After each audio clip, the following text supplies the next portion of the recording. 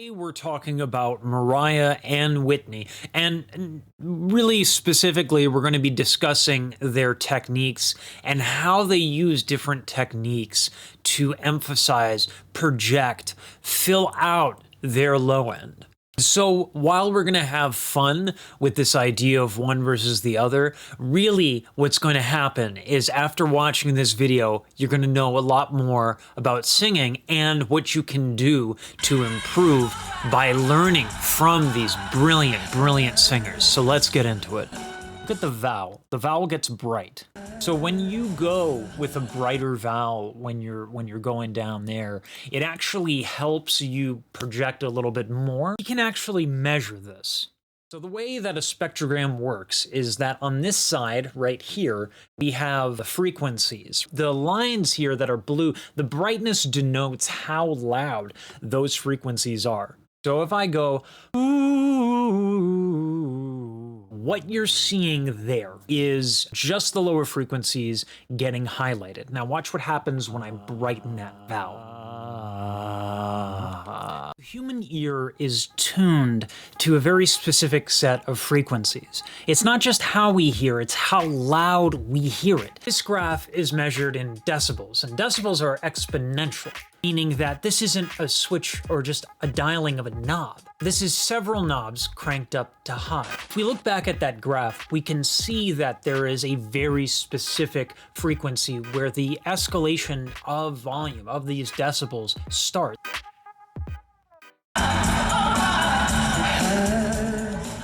This is more of a musical decision. As she descends, she just lets the folds go. She's not adducting them anymore. They're separated. And you can make that a musical decision. Like, well, her low notes on A2 are not very present. I'm like, yeah, but really, that's your takeaway? You listen to Mariah Carey and like, oh, A2. All right. Well, we're here in the basement, though, and I think we're going to find different approaches from each singer, so let's continue. This I love. Two tricks here. One, she is elongating the vocal tract by pursing her lips. Ooh, and in doing that, she gets that brighter vowel, but she also can elongate the vocal tract, which will give resonance to those lower frequencies the same way a violin doesn't highlight as low a frequency as a cello, because the cello is bigger. By pursing your lips and elongating your vocal tract, you're gonna highlight lower frequencies. But wait, there's more! There is something called the proximity effect. As you go closer to a microphone, you can see that the lower frequencies are way more present. I actually have to speak very softly because the mic is clipping. Let's take a look at the spectrogram so you can actually see both of these effects.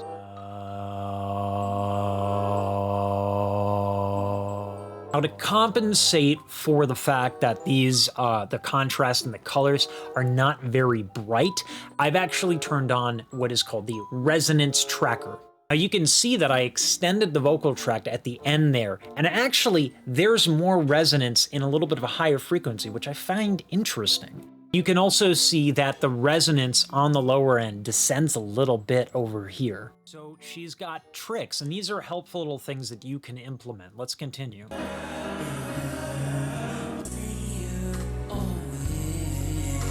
See, you can totally see the same trick right there.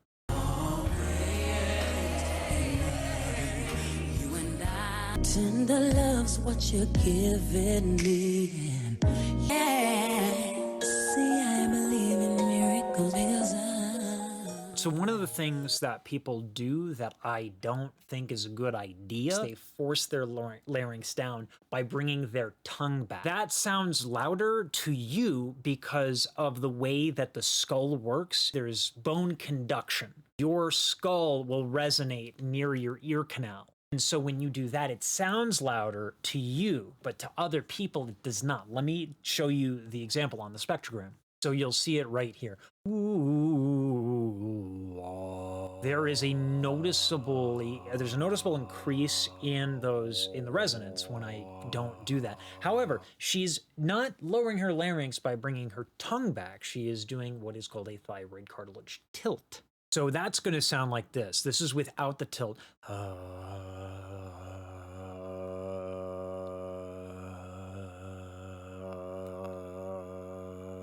And that is kind of, it's not very loud because I'm not a large voice.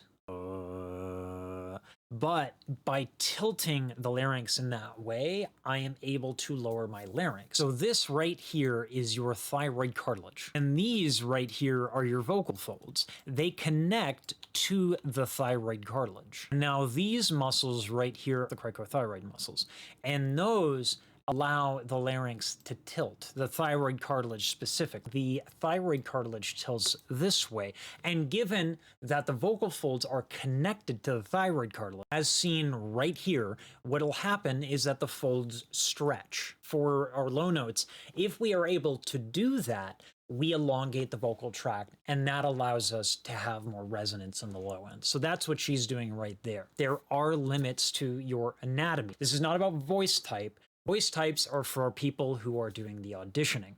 My favorite phrase is, your voice type is whatever you get paid to do. You have what God gave you, and so you learn different techniques to interrupt my videos. How rude. He's adorable, so we forgive it. But you learn these tricks to get a little bit more out of your voice. So these are going to be Whitney's low notes. We're going to hear something completely different. Old school love. So what she did there is a vocal fry. I love this stuff. Because I'm not limited to the oscillation of the vocal folds, I have so much more that I can do if I have a vocal fry. One, we're getting a little air leakage, but also we're getting a little bit more percussive with the folds. They're rattling, which can lead to vocal fatigue. Vocal fry is something that you should use sparingly, but there are a lot of extended techniques that you can use vocal fries for. A very popular one is what beatboxers use, often called throat bass, also Mongolian throat singing. Those are vocal fries, and I'm just adjusting my vocal tract to maximize the resonance.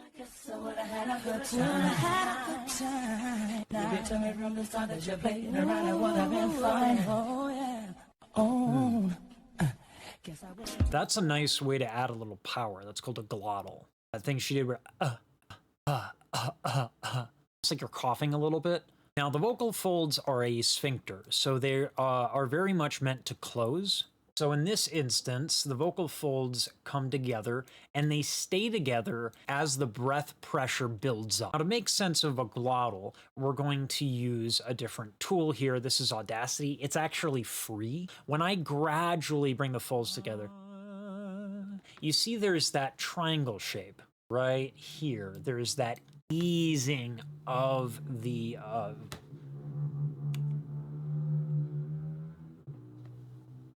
listen, someone's compensating. We're talking about the vocal folds. This is the vocal folds coming together right here, but they're not holding together, they're oscillating. Now, a glottal is when they're like this, and the breath pressure builds up behind it, and then you get an opening. And so that actually helps project the lower notes. They kind of tire your voice out a little bit. They're not something to be avoided, but they're just a little tiring, so you don't want to use it too much. So by building up that pressure, we get an increase of what's called sound pressure level, SPL, and that is what we generally consider volume. It's a really good little metric for measuring volume in a little bit more of a subtle way than decibels, so that's a cool little trick. We're getting a lot of very different approaches from the two of them.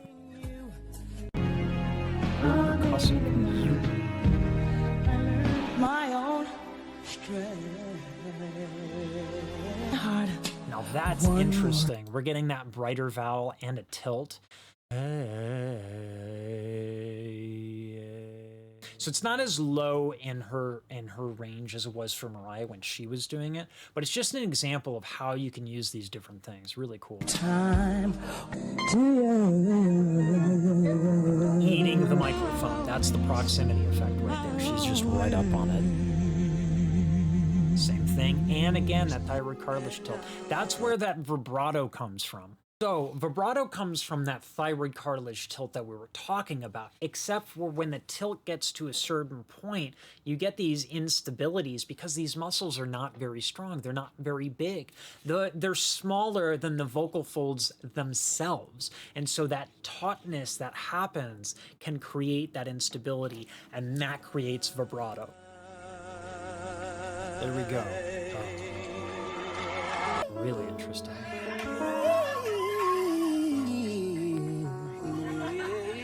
That's a hell of a run.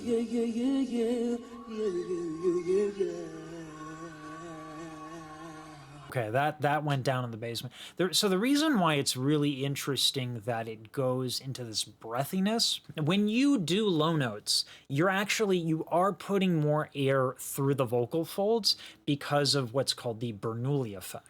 So the Bernoulli effect is what happens when you blow air through the vocal folds. They come together, which is interesting. You wouldn't think that. But what happens is as you're blowing the air through, the pressure on the outside is greater than the pressure on the inside.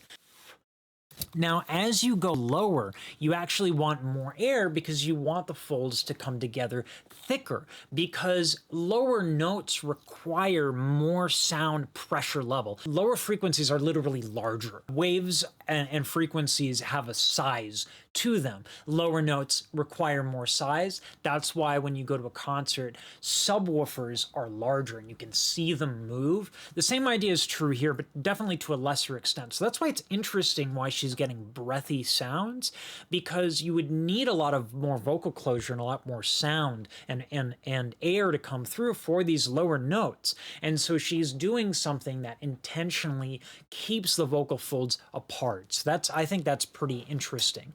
But because it's breathy, you do get more of those upper frequencies. The inverse is true of what I talked about with lower notes needing more air. Higher notes need less air, not to be confused with less support. Lungs are like a plastic bag, and so it's really all of this chicanery and boulder dash around the torso that allows you to control how much exhale is happening, thus how much air is coming out. And it is in doing that with the torso where you have posture, where your rib cage is expanded, where you're trying not to be very tight like I am right now, tight in fact like a tiger. You can hear as I do that slide when I'm not using any support. I'm not adjusting my posture. My rib cage does not expand. That breath pressure that I need for the lower notes is going up with these higher notes, and so the higher notes are not working. But watch what happens as I adjust my posture, expand my rib cage as I go up.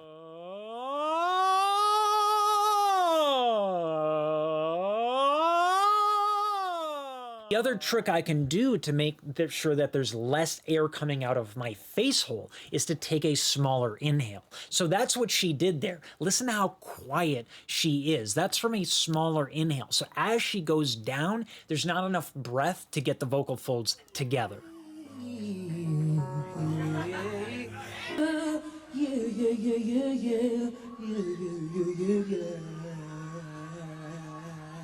See that? By doing what I did, which is, big posture, big sound. She got up there by doing a very little inhale. The smaller inhale, you should listen to Yeba. If you don't know who that is, that's the person you want to look at when you're looking at smaller inhales. She and Ariana Grande also does that. So there's a lot of ways to do these things, and we're looking at two very brilliant singers, and so they're using so many different things to get these sounds, different techniques.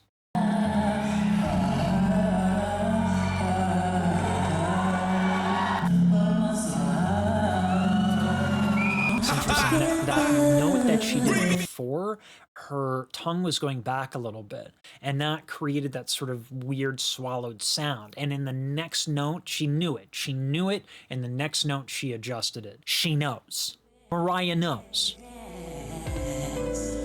So the other thing, too, that we're getting here is that when these higher notes are happening, She's also moving the folds very quickly.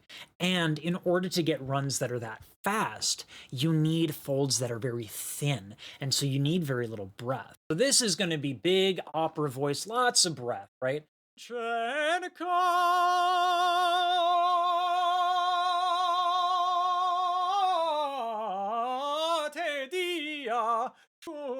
I'm going to go up there and I'm going to do a decrescendo. I'm going to make it very quiet, and then I'm going to do that same run again. You're going to hear the difference.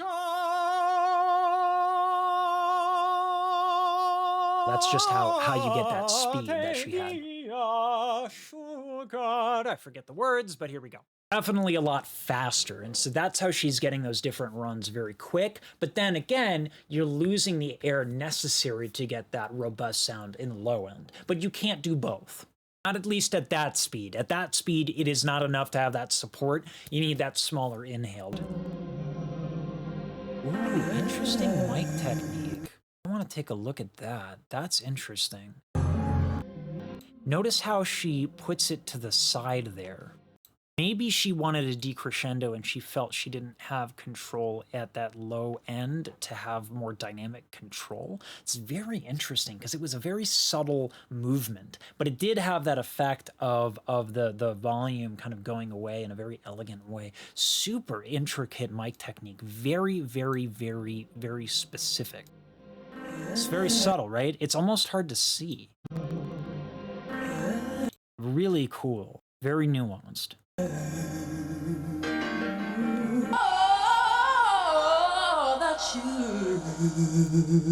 Now this is fun. She's using that tilt, again, you can tell by the vibrato, but then she also leaves a little bit of the folds open, so you get both vibrato and the lowering of the larynx, but also the breathiness that kind of gives you those upper partials. Just to say higher frequencies. It's just a really obnoxious way to say higher frequencies. Do you feel stuck? Because if you do, I have some great resources, both free and paid for. On my Discord, you can find a bunch of small mini courses to help you with each and every problem that you might have. If you need more than that, for $15 a month, you just join as a YouTube member, and you can use that Discord to ask me questions. You can send me recordings, and I will help you specifically by catering exercises for you. And I will do it an infinite amount of times so long as you practice. And I will know the difference, so don't try and cheat it. Come on down to the Discord. It's going to be really useful for you if you're stuck and if you need help, I promise.